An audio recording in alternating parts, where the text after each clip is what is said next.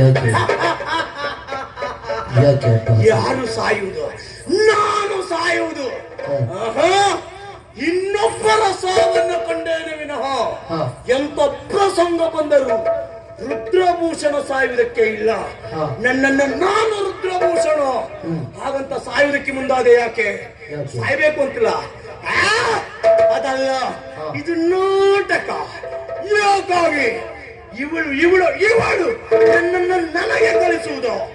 ಕಸ್ತೂರಿಯನ್ನು ಕಳುಹಿಕೊಟ್ಟೆ ಪಣದ ವಿಷಯವನ್ನ ತಿಳಿಯುವುದಕ್ಕಾಗಿ ಹೋದಂತ ಕಸ್ತೂರಿಗೆ ಸರಿಯಾಗಿ ಹೊಡೆದು ಬಡಿದು ಅವನನ್ನ ಗದರಿಸಿ ನನ್ನ ವಿಷಯವನ್ನ ತಿಳಿಯುವುದಕ್ಕಾಗಿ ಅವನ ಜೊತೆ ಬರ್ತಾ ಇದ್ದಾಳೆ ಎನ್ನುವಂತ ವಿಷಯವನ್ನ ತಿಳಿದೆ.